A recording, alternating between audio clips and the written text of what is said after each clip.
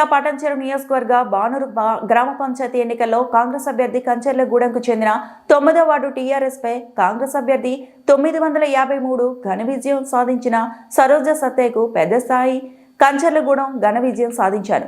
Ward సభ్యులు శుభాకాంక్షలు తెలిపారు. బానూరు కంచర్లగూడెం గ్రామం అది. మేము 9వ వార్డు కాంగ్రెస్ నుంచి పోటీ చేసినాము.